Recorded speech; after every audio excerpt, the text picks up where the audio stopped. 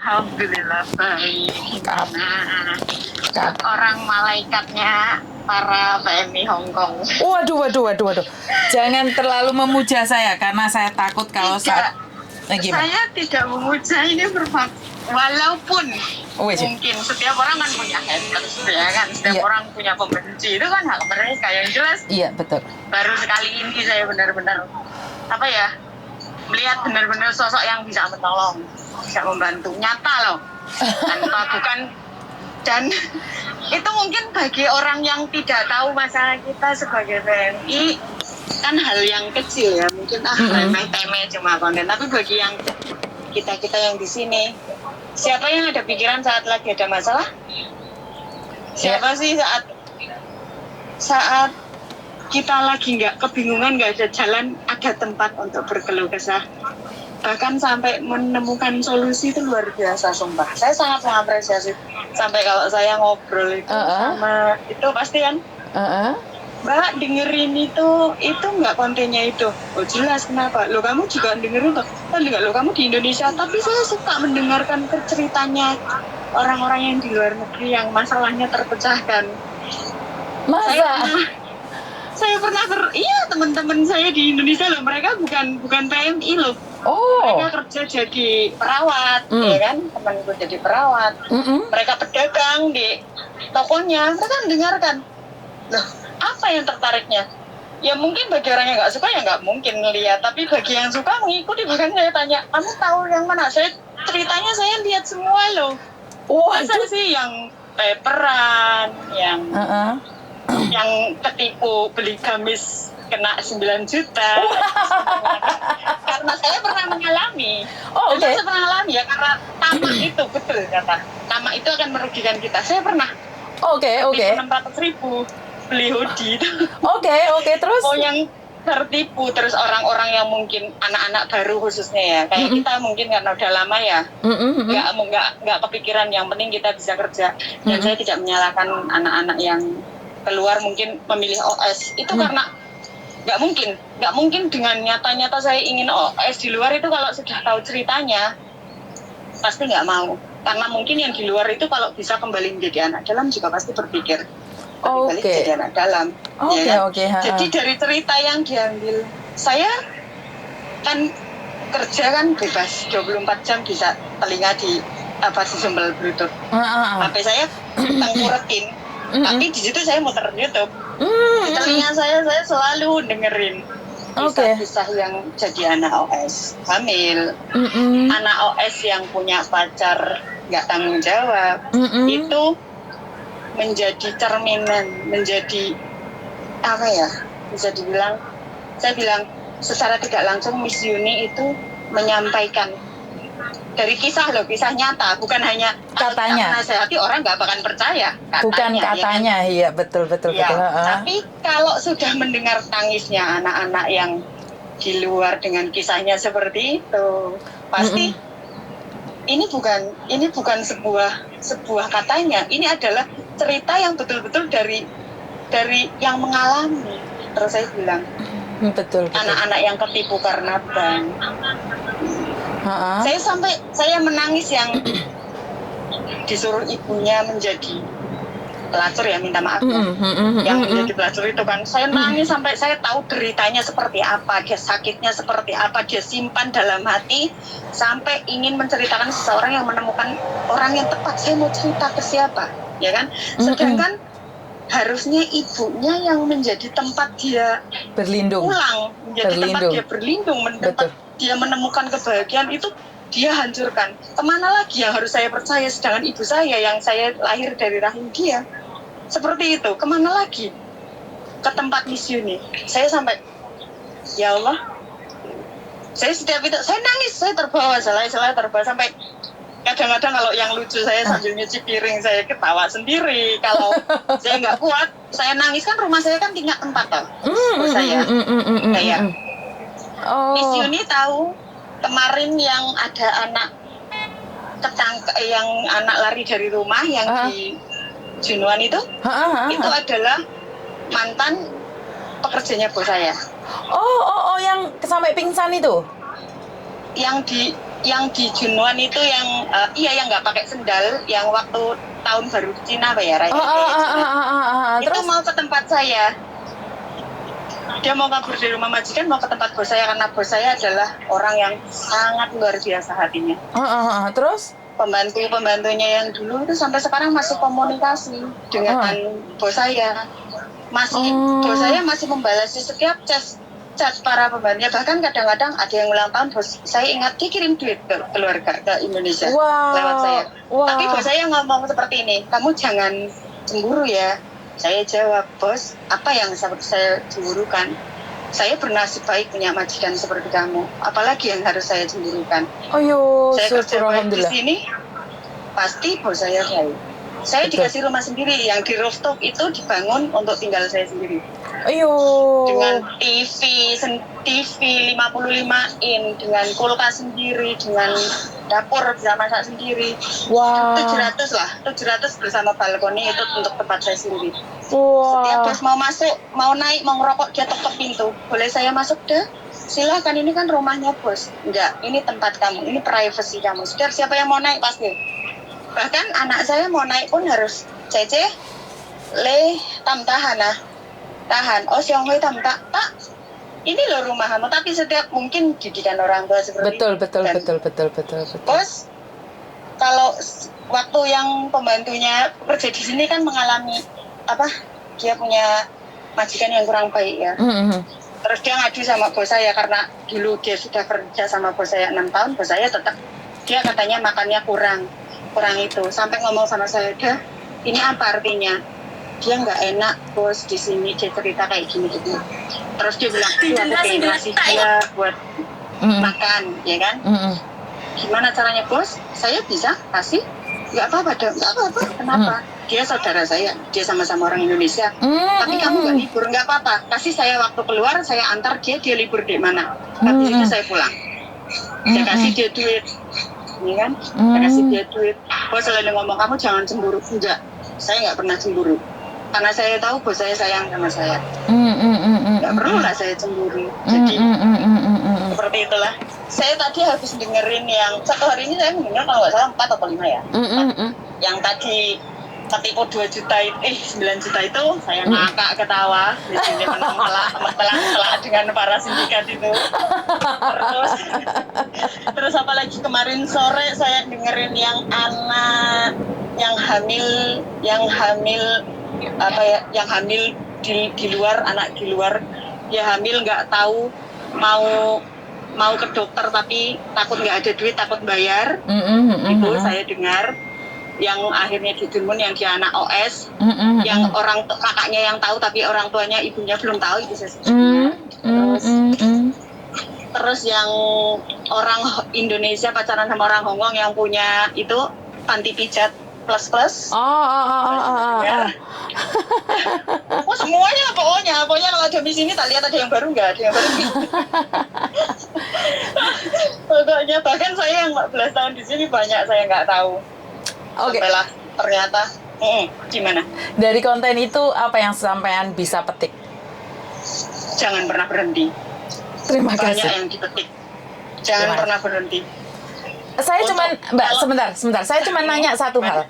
Seperti yang kamu katakan tadi bahwa ada salah satu anak yang bercerita dengan saya tentang sakitnya saat ibunya memperlakukan dia seperti itu. Menurut sampean itu adalah pembongkaran aib yang dibenarkan atau sebenarnya itu pelajaran buat orang lain bahwa sebenarnya di luar sana ada sosok ibu yang tidak bisa menjadi ibu? Ibu itu adalah mungkin surga kita tetap di ibu ya. Tapi tidak semua ibu itu, ya ibu itu baik, mungkin nggak tahu lah, sifat rambut boleh sama, hati bisa lain, sifat bisa beda.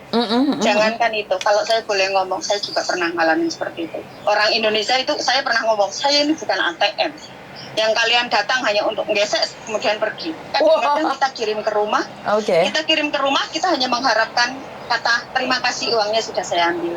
Itu saja kadang sulit. Itu memang benar ya. Kita padahal jangan tanya 1-2 orang, tapi tanya ribuan TKW di sini. mungkin hanya 1-2 yang punya keluarga dari background berada, dia cuma anak 2, abangnya sudah kerja, mungkin nggak begitu membutuhkan. Tapi yang memang kesini untuk merubah nasib, setelah kita ada, apa yang ada di pikiran kita sebelum kita dapat gaji, senyuman orang rumah. Betul. Bahagianya orang rumah mendapatkan gaji dari kita. Kita hanya berharap uang dikirim, mereka bilang, uang sudah buat beli ini, makasih, uangnya sudah diambil. Itu bahagianya luar biasa. Tapi kadang-kadang mereka lupa. Hanya untuk mengucapkan terima kasih, kadang kita tanya dulu uangnya udah sampai apa belum? Udah diambil. Oh, nggak ada yang ngabarin. Sakitnya di situ. Oke, jadi kita bela-bela. Jadi dijadikan ATM. Intinya yang cerita ibunya itu, saya dijual sama ibu saya sendiri, dijadikan LC. Yang saya dengar dari tangisan dia, dia itu sudah simpan entah berapa lama. Betul. Sakitnya dia, lukanya dia sampai kalau saya dekat saya mau peluk dia. Betul, saya peluk dia dari jauh. Terus yang anak yang meninggal kesini, uangnya dihabisin sama suaminya. Dia seorang istri yang luar biasa, memaafkan suaminya. Yang penting sekarang, kalaupun malu, yang penting niat suaminya itu mau memperbaiki. Ayo bareng-bareng, rezeki bisa dicari bareng, jangan seperti itu. Betul. Aku cuma butuh kasih sayangmu. Kamu suamiku, kemana? Karena kamu adalah surgaku setelah aku nikah sama kamu, iya kan? Betul. Tapi mungkin suaminya malu. Jadi saya gitu.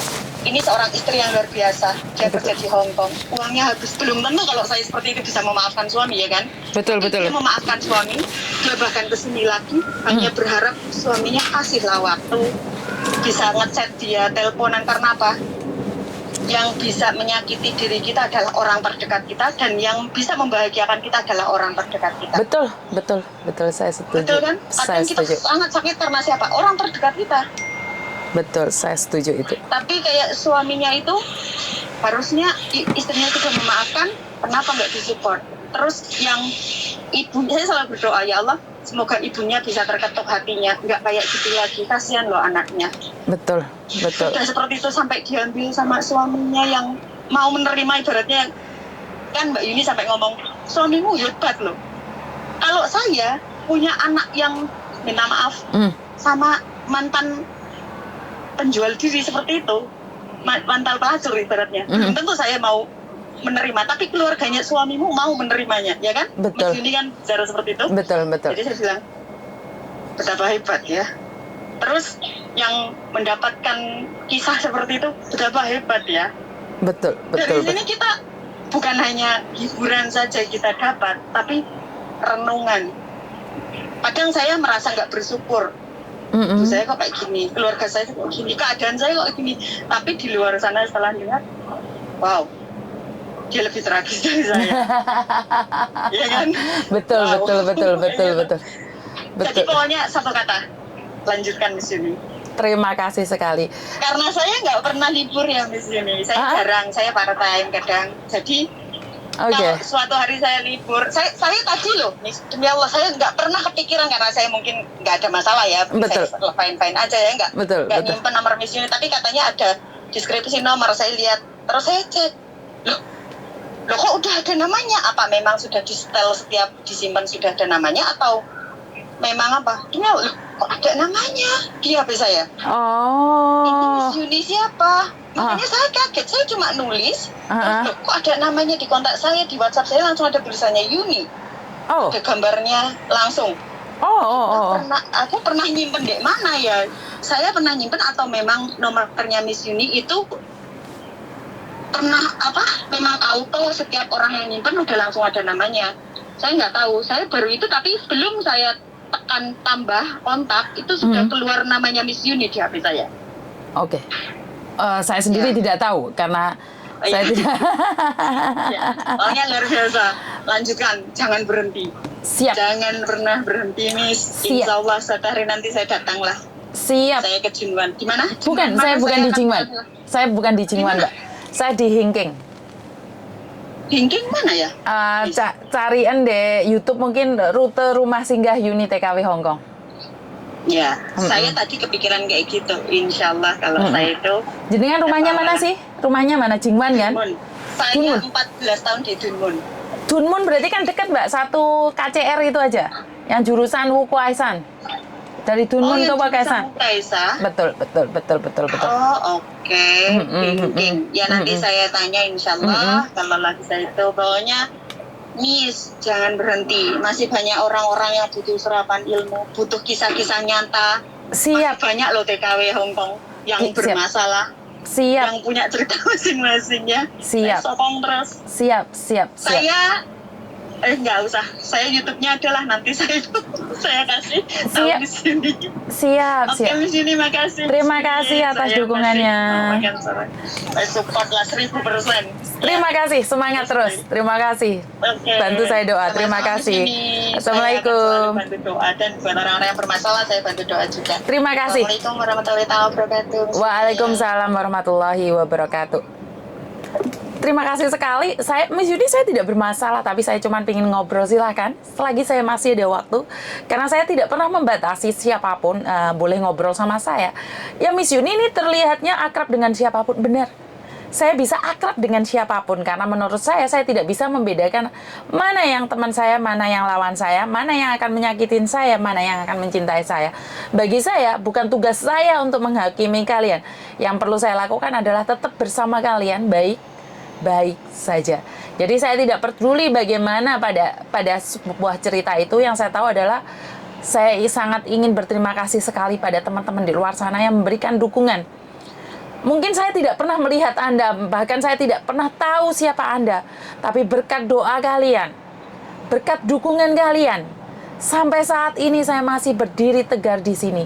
Dan atas doa-doa kalian, mulut saya ini bisa terjaga, biar nggak kepreset, biar mulut saya ini nggak ngamuan, biar mulut saya biar tidak nyeleweng. Jadi itu berkat doa-doa dari kalian semua. Tanpa doa kalian semua, mungkin sampai saat ini saya tidak akan bisa bertahan di dunia persilatan YouTuber Hongkong ya, karena sekali lagi hidup ini sangat keras, bahkan serangan dari orang-orang yang saya sayangin, orang-orang yang pernah hadir dalam hidup saya, bahkan teman baik saya, orang yang paling saya sayangin, itu secara langsung dan tidak langsung menyerang saya, tapi itu adalah bentuk dari kritik bagi saya. Karena kritikan mereka membangun saya, membuat saya tahu bahwa ada sesuatu yang boleh saya lakukan dan ada sesuatu yang tidak boleh saya lakukan. Biar saya tetap menjadi versi saya, biar saya tidak usah menjadi orang yang palsu. Artinya adalah dalam kehidupan ini ada yang memberikan saran, ada yang memberikan kritik, ada yang memberikan cinta. Dan ada orang yang memberikan luka. Tergantung dari kita bagaimana kita menyikapinya. Kalau kita menyikapi dengan damai sejahtera, dengan cinta kasih, maka saya percaya semuanya akan baik-baik saja. Tapi kalau kita menghadapi dengan emosi, marah, maka kita akan memberikan luka-luka itu pada orang lain. Kenapa kita bisa memberikan luka pada orang lain? Karena jujur, di hatimu sendiri juga ada luka yang secara langsung dan tidak langsung, secara baik kamu sadari atau tidak kamu sadari, kamu juga punya luka di dalamnya. Jadi buat teman-teman di luar sana, salam sukses selalu, salam damai sejahtera. Dan saya selalu memberikan dukungan ini. Saya memberikan dukungan ini dengan tulus.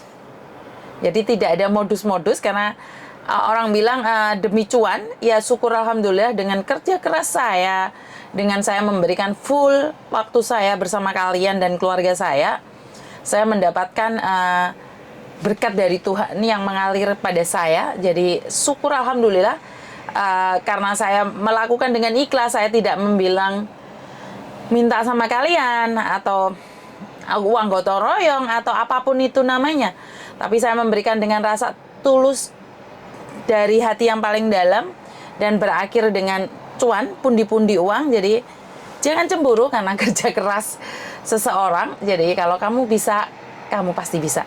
Kalau kamu berpikir kamu tidak bisa, maka kamu tidak bisa. Dan saat saya memutuskan untuk tidak bekerja di agent, itu adalah suatu tantangan yang sangat serius. Satu, saya punya masalah sendiri. Dan kedua, saya sebenarnya bulan 3 saya berjanji untuk bekerja di agent. Tapi karena ada satu hal dan kepentingan lain, maka saya tidak bisa meneruskan pekerjaan saya di agent. Dan saya memilih untuk mengundurkan diri. Dan walaupun anak saya sudah bekerja di agent, saya tetap pada tujuan saya awal bahwa saya tidak ingin bekerja di agent, karena biar tidak ada orang satupun yang ngomong aku itu anak buah sampean, aku itu wongmu kok gak murahkan. Saya tidak mau itu. Jadi saya akan pukul rata anak buah saya atau bukan, saya akan membantu selagi saya mampu. Itu aja dari saya, kurang lebihnya saya minta maaf, dan wassalamualaikum warahmatullahi wabarakatuh. Berkat Tuhan mengalir atas hidup kita semua, semoga semua makhluk hidup bahagia, dan terima kasih, bye-bye.